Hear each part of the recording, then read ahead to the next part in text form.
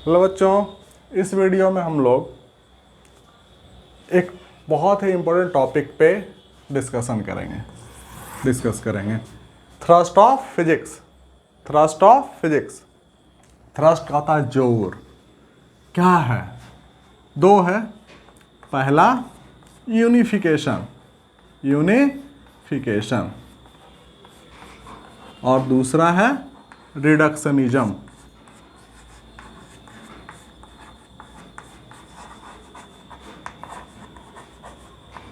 Unification और reductionism क्या है, इसके बारे में समझते हैं। पहला है यूनिफिकेशन क्या है।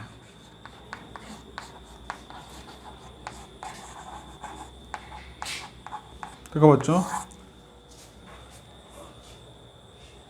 हर एक इवेंट के लिए, हर एक फिजिकल फिनोमेना हो, उसके लिए एक एक लॉ बनाया जाए तो ढेर सारा लॉज हो जाएगा, है ना। तो उतना मतलब एक फिजिक्स एक बोरिंग सब्जेक्ट हो जाएगा। क्या मतलब आपको हर एक चीज़ के लिए एक छोटा सा काम के लिए एक लॉ पढ़ना पड़े तो फिजिक्स एक बहुत ही बोरिंग सब्जेक्ट हो जाएगा, नहीं। तो इसके लिए एक मेथड है फिजिक्स में, उसको हम लोग कहते हैं यूनिफिकेशन। यूनिफिकेशन क्या है?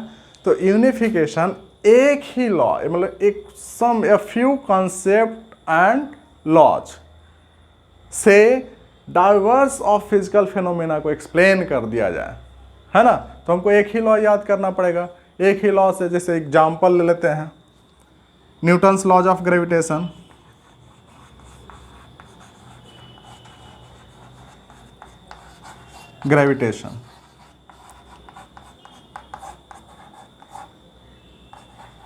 सिंपल लॉ है, F is equal to GM1 M2 y r square. Simple law है। This law is valid for a fruit falling from a tree. This is valid for a fruit falling from a tree, and this is also valid for revolution of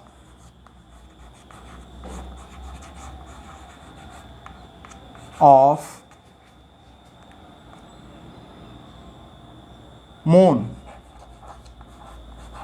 around the sun. ये दोनों को explain करता है। एक पेड़ से गिरता हुआ फल के बारे को भी एक्सप्लेन करता है ये ग्रेविटेशन, लॉ ऑफ ग्रेविटेशन, और अर्थ के चारों ओर चंद्रमा चक्कर लगा रही है उसको भी एक्सप्लेन करता है ना। सूरज के revolution of earth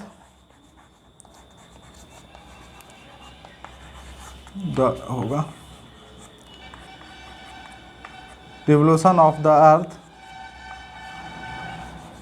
around the sun. Planetary motion के लिए भी Newton's laws of gravitation valid है। और जो यहाँ पर हम लोग देख रहे हैं, किसी बॉल को ऊपर फेंकते हैं वापस आ जाता है, वो भी एक्सप्लेन होता है न्यूटन्स लॉज ऑफ ग्रेविटेशन से। ठीक है, न्यूटन्स लॉज ऑफ ग्रेविटेशन से। दूसरा हम लोग एग्जांपल ले सकते हैं, मैक्सवेल पढ़ेंगे हम लोग, है ना, 12th क्लास में। Maxwell's equation of electromagnetic wave, है ना। ये क्या क्या एक्सप्लेन करता है? तो ये एक्सप्लेन करता है कि एक चार्ज पार्टिकल है, ये यदि स्टैटिक है तो इलेक्ट्रिक फील्ड केवल प्रोड्यूस करेगा, है ना, यानी कूलम्ब्स लॉ। चार्ज जो है यदि मोशन में है v वेलोसिटी से मूव कर रहा है तो क्या करेगा? प्रोड्यूस। ये इसमें केवल electric field as well as magnetic field produce करेगा। B is equal to Q V cross B, है ना। मैग्नेटिक फील्ड भी प्रोड्यूस करेगा। और ये यदि एक्सेलरेशन में है, ये एक्सेलरेट कर रहा है तो जब एक्सेलरेशन में है तो मैक्सवेल इक्वेशन क्या बताएगा कि ये चार्ज जो है प्रोड्यूस करेगा electromagnetic wave.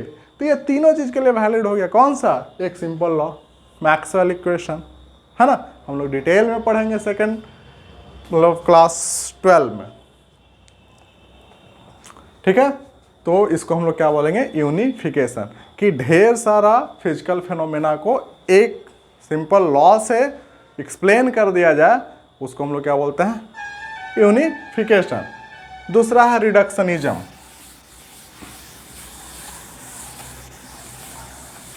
Reductionism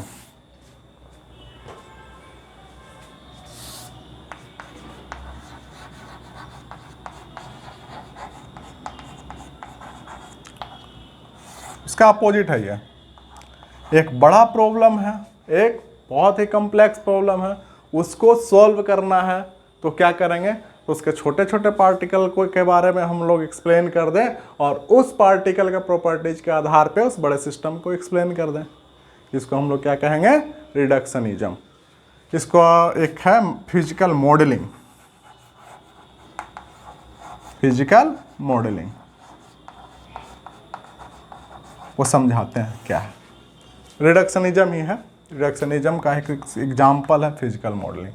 for an example, आप लोग क्रिकेट खेलते होंगे, फुटबॉल खेलते होंगे, बेसबॉल खेलते हैं ना।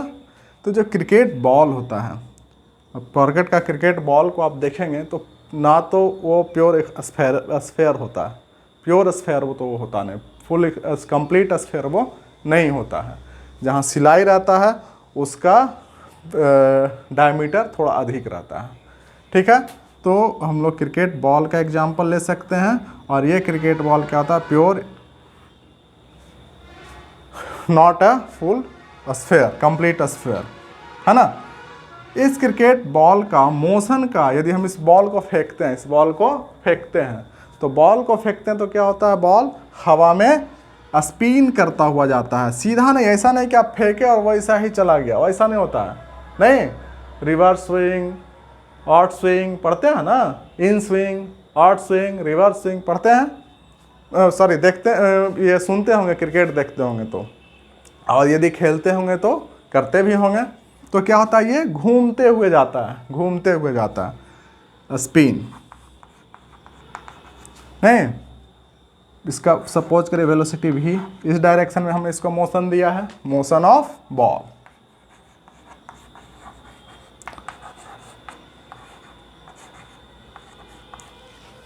लेकिन क्या इसका यदि भी वेलोसिटी दी है तो क्या होगा?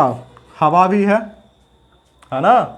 एयर थ्रस्ट प्रोड्यूस करेगा, इसका अपोजिट डायरेक्शन में फोर्स लगाएगा, एयर थ्रस्ट लगाएगा।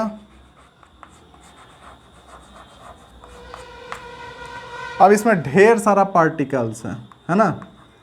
सब पार्टिकल का अलग अलग ग्रेविटेशनल फोर्स है। ये अर्थ के सेंटर से ज़्यादा नज़दीक है, ये अर्थ के सेंटर थोड़ा दूर है, ये अर्थ के सेंटर से और भी दूर है, ये अर्थ के सेंटर से और भी दूर है ना। तो gravitational force is not constant. Force depends on altitude of particle, ठीक है। अब बताओ, इसका मोशन को एक्सप्लेन करो, इस बॉल का मोशन को एक्सप्लेन करो। बहुत कॉम्प्लेक्स हो गया नहीं। अब इसको एक्सप्लेन कैसे किया जाए?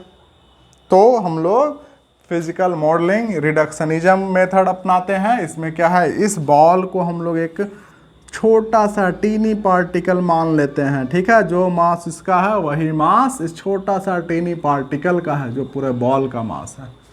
अब छोटा पार्टिकल हो गया, निग्लिजिबल साइज हो गया इसका वेलोसिटी जिस डायरेक्शन में लिए। अब एक ही जगह पे है पार्टिकल, तो इसका ग्रेविटेशनल फोर्स कांस्टेंट हो जाएगा।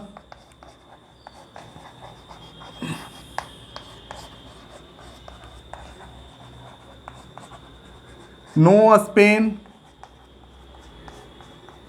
No air thrust.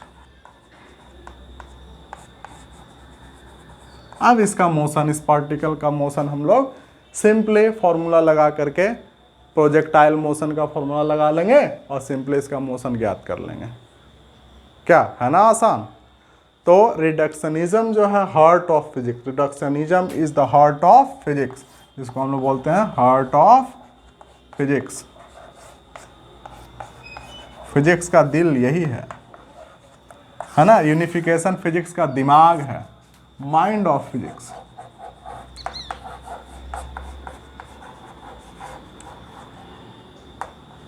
तो हार्ट, दिल और दिमाग एक साथ चलेगा तभी फिजिक्स बनेगा, नहीं तभी फिजिक्स का प्रॉब्लम सॉल्व होगा। तो बच्चों कैसा लगा वीडियो कमेंट बॉक्स में ज़रूर लिखें, और नेक्स्ट वीडियो के लिए पाने के लिए सब्सक्राइब करें हमारे चैनल को, physics Guru by Satish sir. Next video में हम लोग डिस्कशन करेंगे 4 types of natural forces and physics in technology.